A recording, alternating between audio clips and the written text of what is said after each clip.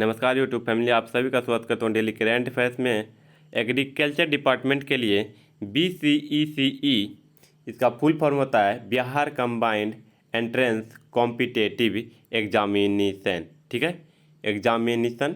ठीक है, एक राज्य स्तरीय परीक्षा है। यह एक राज्य स्तरीय परीक्षा है। यह एग्जाम फार्मेसी और एग्रीकल्चर और दूसरे प्रोग्राम में एडमिशन लेने के लिए होता है। ठीक है, तो BCECE को बिहार संयुक्त प्रवेश प्रतियोगिता परीक्षा BCECE या 2022 के नाम से भी जाना जाता है।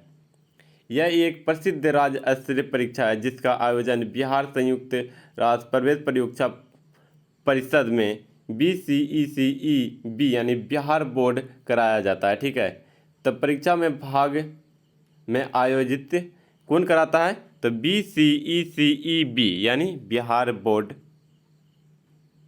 के द्वारा कराया जाता है। ठीक है, तो आज दिनांक 17/4/2022 यानी आज सेकेंड सेट है आपके लिए। तो वीडियो को बिना देरी के हुए स्टार्ट करते हैं। आज का पहला प्रश्न है कि नाबार्ड किस वर्ष स्थापित हुआ था? क्या है? नाबार्ड किस वर्ष स्थापित हुआ था? तो ऑप्शन है 1982, 1983, 1984 और 1985। तो इसका राइट आंसर हो जाएगा 1982। क्या हो जाएगा? 1982, यानी कि ए नंबर ऑप्शन जो है ना वह बिल्कुल राइट आंसर है। ठीक है, तो इसके बारे में आज थोड़ा सा चर्चा कर लेते हैं कि क्या है कि राष्ट्रीय कृषि और ग्रामीण विकास बैंक नाबार्ड मुंबई महाराष्ट्र अवस्थित भारत का एक शीर्ष बैंक है। इसे कृषि ऋण से जुड़े क्षेत्रों में योजना और परिचालन के नीतिगत मामलों में तथा भारत के ग्रामीण अंचल और अन्य आर्थिक गतिविधियों के लिए मान्यता प्राप्त की गई है। ठीक है, तो आज का अगला प्रश्न देखते हैं। अगला प्रश्न है कि नीली रावी और श्रुति किसकी नस्लें हैं? ठीक है, तो वह है गाय, भैंस या बकरी या सुअर। तो इसका राइट आंसर हो जाएगा भैंस। क्या हो जाएगा? नीली रावी श्रुति किसकी नस्लें है? तो वो है भैंस के, यानी बी नंबर ऑप्शन जो है इसका बिल्कुल राइट आंसर है। ठीक है, अगला प्रश्न कि जल में घुलनशील विटामिन है। क्या है? जल में घुलनशील विटामिन है। तो ऑप्शन है विटामिन बी और सी। केवल विटामिन के, केवल विटामिन ए, केवल विटामिन डी। तो इसका राइट आंसर हो जाएगा विटामिन बी और सी वह घुलनशील है ना। ठीक है, तो अगला प्रश्न देखते हैं। अगला प्रश्न हमारे सामने है ट्रिस्टेजा। क्या है? ट्रिस्टेजा विषाणु प्रभावित करता है। तो किसको भाई? तो वो है नींबू को या सेब को, आम को, नाशपाती को। तो इसका बिल्कुल राइट आंसर हो जाएगा कि वह नींबू को प्रभावित करता है। ट्रिस्टेजा विषाणु नींबू को प्रभावित करता है। ठीक है, अगला प्रश्न देखते हैं कि कौन सा ऑक्सीजन नहीं है? 2,4-D या 1AA IBA या GA3। ठीक है, इसका राइट आंसर हो जाएगा 4 यानी कि GA3। ठीक है, कि आम और निम्नलिखित प्रजातियों में से किसके फसलों का अधिक अधिक निर्यात होता है? तो ऑप्शन है लंगड़ा, चौसा, कैंसर या अल्फोंसो। ठीक है, तो इसका राइट आंसर है अल्फोंसो, यानी कि 4 नंबर अल्फोंसो डी सही है। ठीक है, या डी बोल सकते हैं। तो अगला प्रश्न है द्वितीय भू परिष्करण के यंत्र का कार्य है। ऑप्शन है खरपतवार उन्मूलन, समतलीकरण, बीज को दबाना, उपरोक्त सभी। तो इसका राइट आंसर हो जाएगा उपरोक्त सभी, यानी कि डी नंबर ऑप्शन इसका सही है। कि नाइट्रोजन की सबसे अधिक मात्रा पाई जाती है? गोबर की खाद में या वर्मी कंपोस्ट, बायोगैस खाद या मुर्गी खाद। तो इसका राइट आंसर हो जाएगा मुर्गी के खाद में। किसमें? मुर्गी के खाद में नाइट्रोजन सबसे अधिक मात्रा में पाई जाती है। ठीक,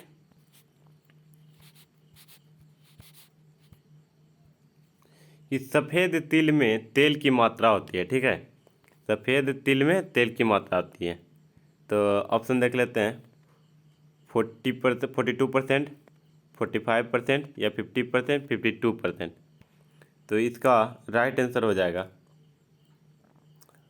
52%। क्या हो जाएगा? 52%, यानी कि 4 नंबर इसका बिल्कुल राइट आंसर है।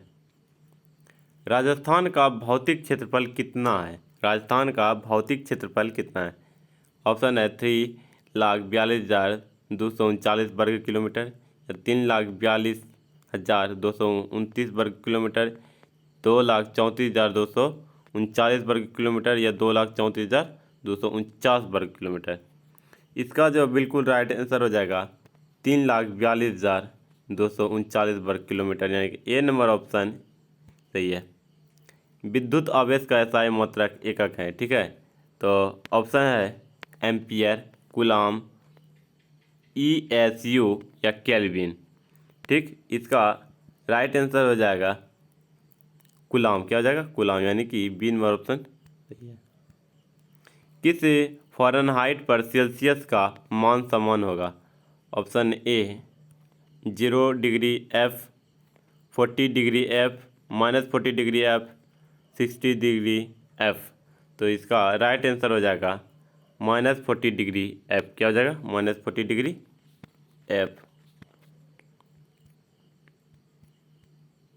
निम्नलिखित में से कौन सा प्रक्रम नॉन फेरस धातुओं की कटिंग और वेल्डिंग में प्रयुक्त होता है? ऑप्शन है कार्बन आर्क वेल्डिंग, अक्रिय गैस आर्क वेल्डिंग, सब मंजड निम्नजिद्दत आर्क वेल्डिंग, धातु आर्क वेल्डिंग। तो इसका राइट आंसर है समजरड निम्नजिद्दत आर्क वेल्डिंग। ठीक है, चलिए उच्च संधारिता, ठीक है, क्या है? उच्च संधारित्रता क्षमता वाले छोटे साइज के संधारित्रों में वर्तमान में विद्युत अवरोधक प्रयोग में लाए जाते हैं। तो ऑप्शन है कागज, रबर, सिरामिक के मलाइजेट। ठीक है, तो इसका बिल्कुल राइट आंसर हो जाएगा रबर। क्या हो जाएगा? रबर, यानी कि बी नंबर ऑप्शन, यानी 2 नंबर ऑप्शन इसका राइट है। ठीक है,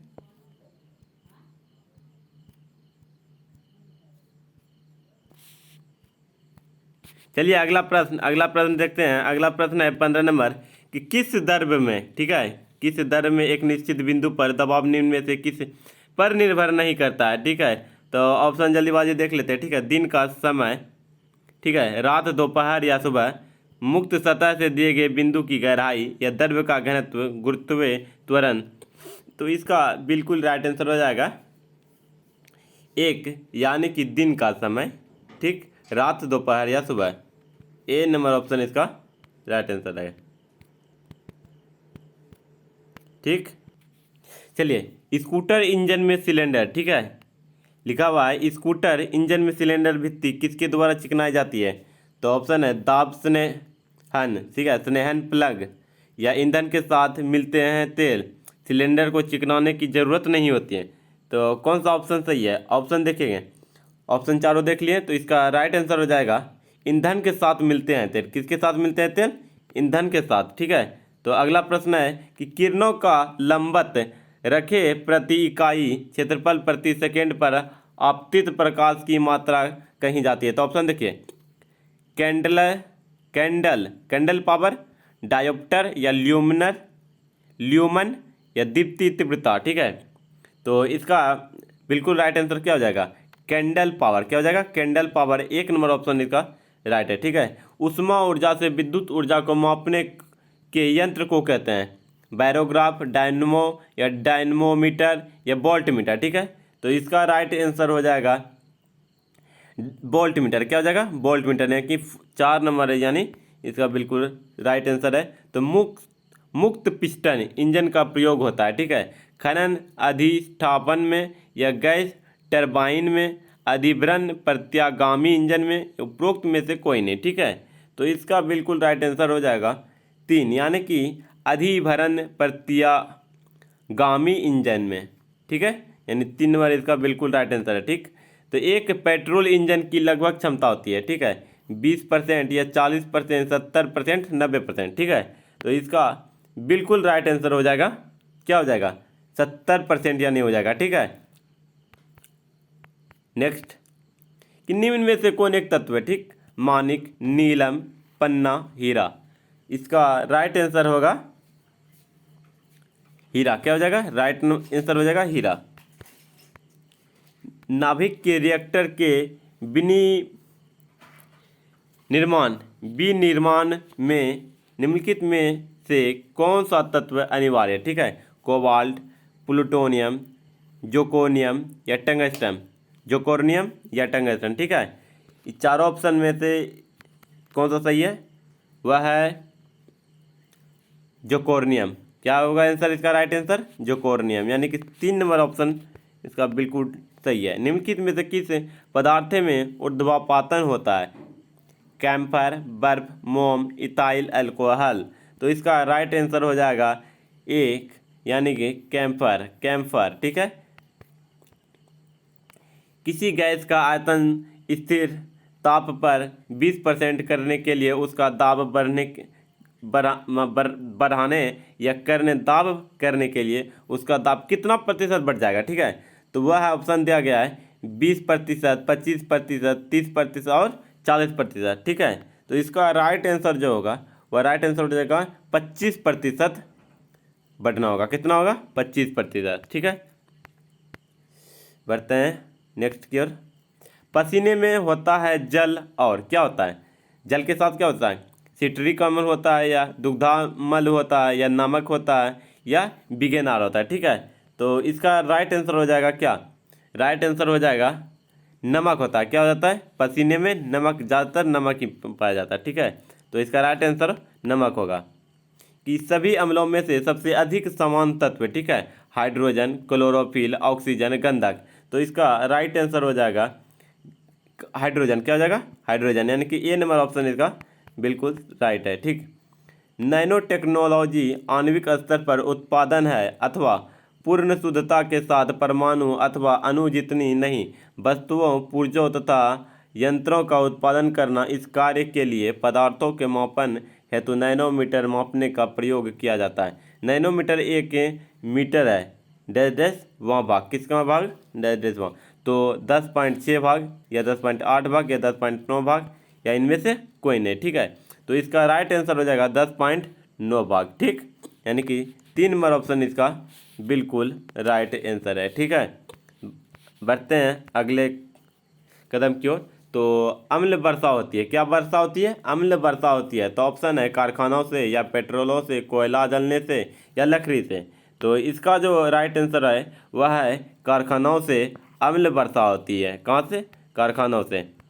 तो दिया सिलाई के विनिर्माण में प्रयुक्त मूल तत्व होता है, तो फास्फोरस, मैग्नीशियम, सिलिकॉन, सल्फर।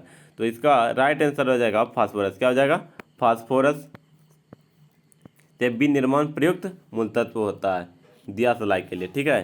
तो अगला प्रश्न है कि किसके आयनिक और सहसंयोजक बंध दोनों उपस्थित हैं। तो ऑप्शन है CH4, KCl, SO2, NaOH, ठीक है। तो इसका राइट आंसर हो जाएगा 4, यानी कि NaOH। क्या हो जाएगा, NaOH। कि निम्नलिखित में से कौन सा हरित ईंधन का स्रोत है, ठीक है, कौन सा हरित ईंधन का स्रोत है। तो इसका ऑप्शन है पाइन, करंज, फर्न, उपरोक्त में से कोई नहीं, ठीक। तो इसका राइट आंसर हो जाएगा करंज। क्या हो जाएगा, करंज, यानी कि 2 नंबर इसका बिल्कुल राइट आंसर है। कि एक DNA के अणु में न्यूक्लियोसाइड्स में होते हैं, ठीक है। DNA का फुल फॉर्म होता है डीऑक्सी राइबोन्यूक्लिक एसिड, ठीक है। यानी इसका ऑप्शन देख लेते हैं, नाइट्रोजनी क्षार प्लस पेट्रोज शर्करा फास्फोरिक अम्ल, या केवल नाइट्रोजन क्षार, या पेट्रोज शर्करा फास्फोरिक अम्ल, या नाइट्रोजनी क्षार पेंट्रोज शर्करा, ठीक है। 4 ऑप्शन पढ़ लिए। तो इसका राइट आंसर हो जाएगा, इसका राइट आंसर होगा एक, क्या हो जाएगा, नाइट्रोजनी क्षार या और पेंट्रोज शर्करा और फास्फोरिक अम्ल, ठीक है। यह तीनों होगा। ए नंबर ऑप्शन इसका बिल्कुल राइट आंसर है। ठीक है, बढ़ते हैं अगला। अगला प्रश्न है कि ग्लाइकोलाइसिस एवं क्रेब्स चक्र के बीच की कड़ी क्या है? ऑप्शन है ग्लूकोज, एसिटिक अम्ल, फ्रुक्टोज या एसिटाइल कोएंजाइम। ठीक है, तो इसका राइट आंसर हो जाएगा एसिटाइल कोएंजाइम ए, यानी कि 4 नंबर इसका ऑप्शन सही है। विषाणु में निम्नलिखित में से कौन सी एक विशेषता नहीं होती है? तो ऑप्शन है परपोषी कोशिका के भीतर प्रजनन, कोशिका भित्ति में मौजूदगी या स्वभाव से पूरी तरह परजीवी, डीएनए या आरएनए। डीएनए का फुल फॉर्म होता है कि डीऑक्सीराइबोन्यूक्लिक एसिड, आरएनए का होता है राइबोन्यूक्लिक एसिड। ठीक है, दोनों का आपको फुल फॉर्म मिल चुका है। तो इसका 34 नंबर का आंसर होगा 2, यानी कि कोशिका भित्ति में मौजूदगी, यानी कि बी नंबर ऑप्शन इसका राइट है। ठीक, तो अलसी का खल क्या है? अलसी का खल, यानी उस अलसी का खल क्या रहा है? लिंसिड खैक, लिंसिड क्या लिखा हुआ है? लिंसिड खैक निम्नलिखित में से काम आती है। ठीक है, तो किसके काम आती है? धोने के काम आती है, या पशुओं को खिलाने के काम, या नवजात को खिलाने में, या पटाखों को भरने में? तो इसका राइट आंसर हो जाएगा पशुओं को खिलाने के लिए काम आता है, यानी कि 2 नंबर ऑप्शन बिल्कुल सही है। प्याजा और छिलके उतारने पर आंसू आते हैं क्योंकि प्याज निष्कासित करते हैं, क्या करते हैं निष्कासित? सल्फोनिक अम्ल या सल्फेनिक अम्ल, अमीनो अम्ल या कार्बोलिक अम्ल। ठीक है, तो इसका राइट आंसर हो जाएगा सल्फेनिक अम्ल, यानी कि बी नंबर ऑप्शन बिल्कुल सही। विषाणु क्या कहे जा सकते हैं? विषाणु क्या कहे जा सकते हैं? एक कोशीय या अकोशित, बहुकोशित, या इनमें से कोई नहीं। ठीक है, तो इसका राइट आंसर क्या है?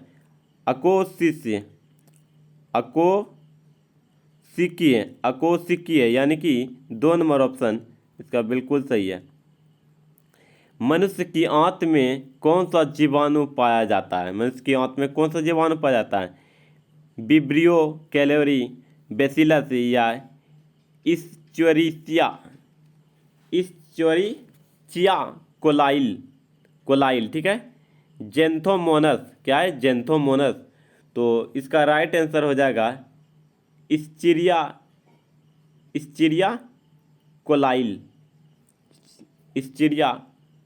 कोलाइल, यानी कि 3 नंबर ऑप्शन बिल्कुल सही है। ठीक है, 3 नंबर